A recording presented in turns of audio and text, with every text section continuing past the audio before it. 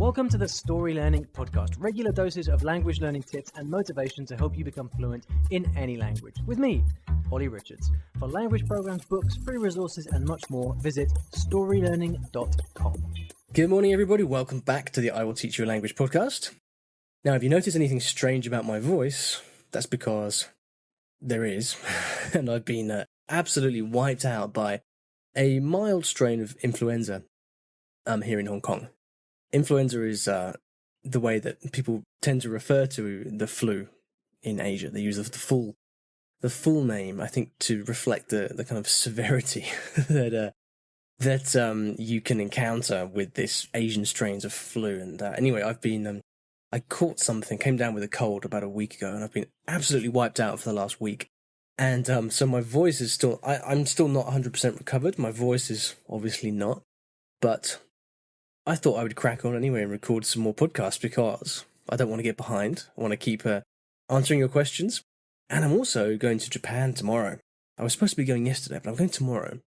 And whenever I travel, podcasting always goes out the window. So I want to try and get a few podcasts recorded here in advance before I go so that you don't worry about what's going on and whether I'm okay or whether I've quit the podcast or the nice, thoughtful emails that often come in when I go for a break in the podcasting schedule.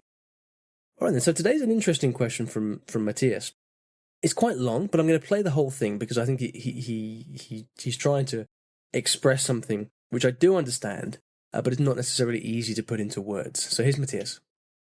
Hi, Olly. This is Matthias here, German teacher, with another question I wanted to ask you because ultimately I've stumbled upon the topic perfecting your accent in a foreign language, and I've been doing that with English in the last couple of months, basically because, well, as a professional working in the sector of languages, it's particularly important that I consider it particularly important that I speak with a good accent. However, a lot of my friends have asked me, like, dude, why the heck do you want to do that? Like, because just for explanation, I was already speaking at C1 level before, and they were like, they couldn't understand why I wanted to get that, like, let's say, immaculate accent or a perfect near native accent, whatever you want to call it, and they just wouldn't understand that. And that's why, Olly, I wanted to ask you, like, how do you react to people criticizing you for achieving that perfect accent in a foreign language? And because my opinion is that, like, and that's what I keep telling people, if you work in languages, if you're a professional, you should strive for a great accent, especially, well, I always want to have a great accent in English and Spanish. The other languages are basically just a bonus. I would be really curious to know your opinion on that topic. What's your opinion about really perfecting your accent and in a foreign language? How would you react to people criticizing you for striving to really get to that perfect near native like level? Love the show, Olly. Thanks so much. Keep up the great work. Bye-bye. Okay, Matthias, thank you very much for a great question, a very interesting question as well. And I think I'd probably start off by saying that I've never encountered any kind of criticism of accents or of striving to... I mean, people have told me before that my accent is rubbish in various languages. So I've had criticism there.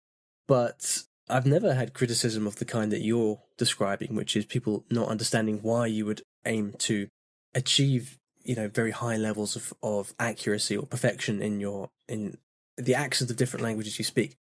In my case, it's probably because I don't think I have a perfect accent. Well, I know I don't have a perfect accent in any of my languages.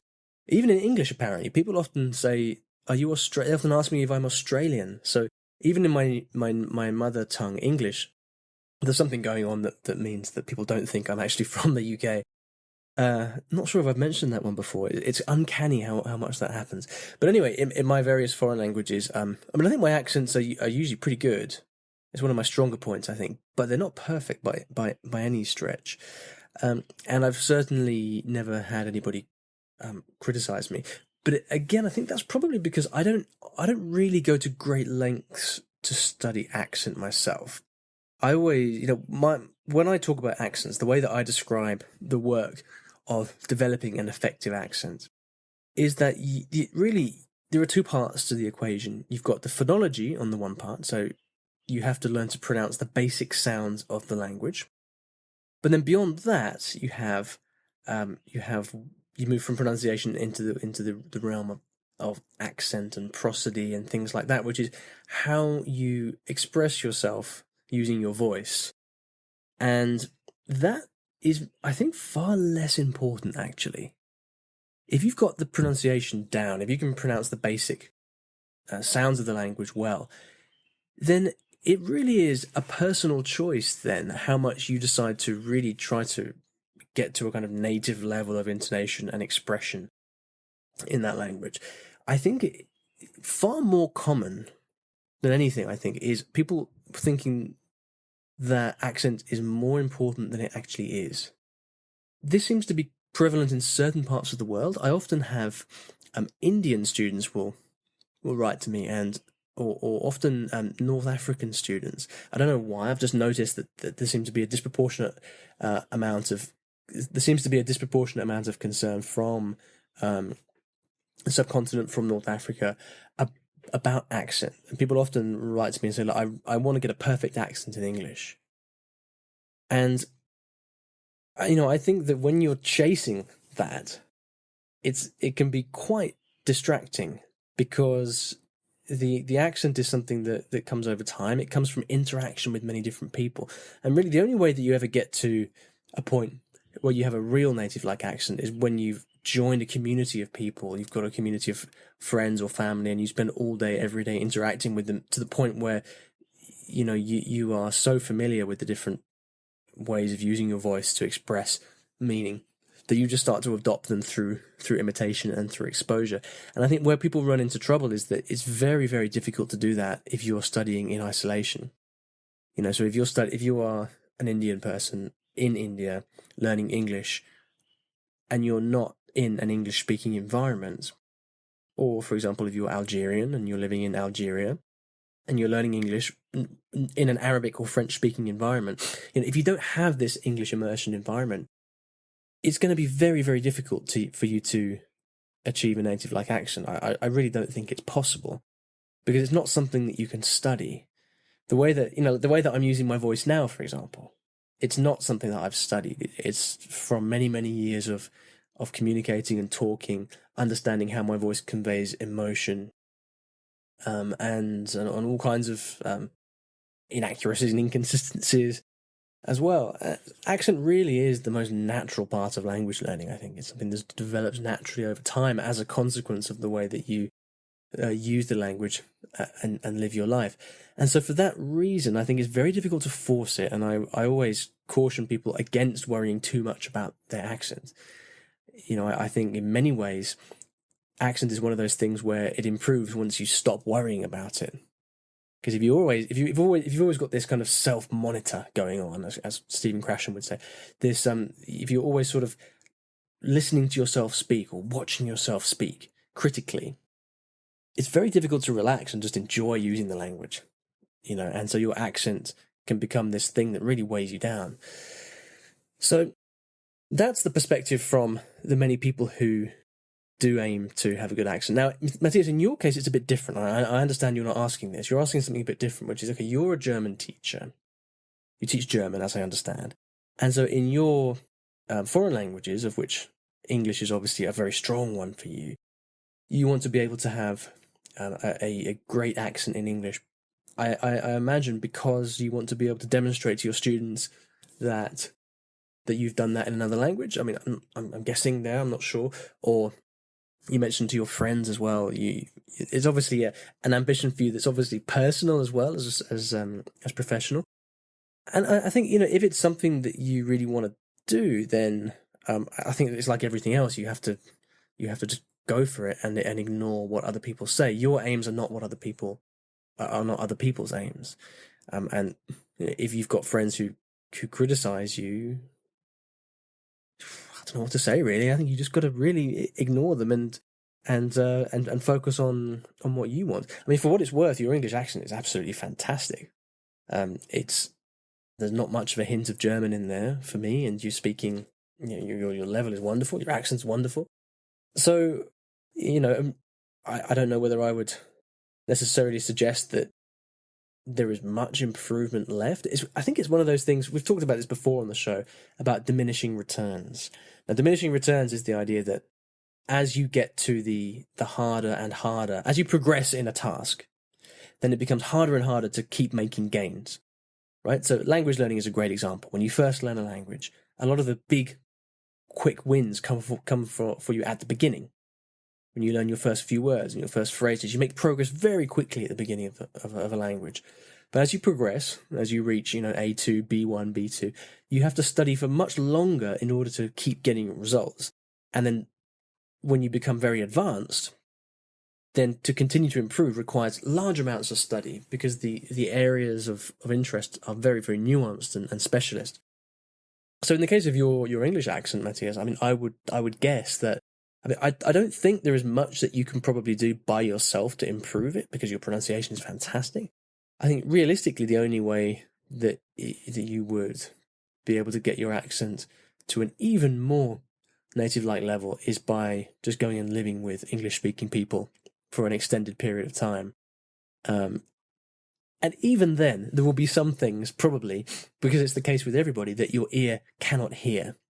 Certain sounds, they say that our ability to perceive new sounds actually begins to diminish at the age of 8 months old, right? And it's been demonstrated that after the age of around 14, it is much more difficult for you to pick up a new accent accurately. Not impossible, many people do, but it's much more difficult.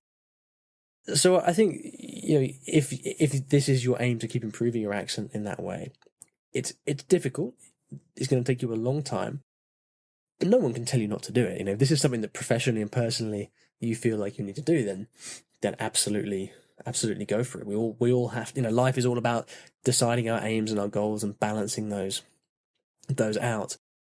But yeah, I mean, I've never had anybody really criticize my way of approaching accents, and if you're experiencing that, I think the only thing really to do is to smile and say okay, and just to carry on doing what you want to do. I don't think there's much more to be said than that, really. So thanks for the question, Matthias. If you would like to ask me a question like Matthias did, then please head over to iwillteachyoualanguage.com/ask, and there'll be a page there where you can submit your question, and I answer every question, providing it's decent and relevant and not exactly the same as a question that has come before. Now, at the end of every episode, I like to leave you with a resource of some kind on the topic of the show. And this one today is a video that I recorded a few years ago in Portuguese. I've probably shared this video before on the podcast, but Portuguese, I think, is one of my better accents of the languages that I speak. And I recorded this video in Portuguese talking about how I developed that Portuguese accent. And so it's very relevant to those of you who want to improve your accent. And to find it, you need to go to YouTube. And the title of the video is The Secret to an Awesome Accent. The Secret to an Awesome Accent. Okay, so you can just go to YouTube and type that in, and it should pop right up. So you can check me out speaking Portuguese a few years ago and talking about how I got my accent in Portuguese. All right then, thank you very much for listening. See you in the next episode of the show. Thanks for listening to today's episode, and in case you didn't already know, I teach languages in a rather unusual way through stories. Now, stories are a great way to learn a new language because when you're engrossed in a story, you remember things more easily, and the mechanics of the language just start clicking inside your brain. It's quite something, and if you'd like to find out how you can learn a new language or improve your skills in a language that you already know and do it with the power of stories, then you should check out my free Story Learning Kit, which will teach you exactly how this method works and how you can use it yourself to learn a new language. Visit storylearning.com/podkit That's PODKIT to get free access. Inside, you'll find explanatory videos, masterclasses, worksheets, short stories to practice with, and much, much more. Once again, that is storylearning.com/podkit, PODKIT. And if you're lucky, you might also find a link in the podcast description or show notes of this episode.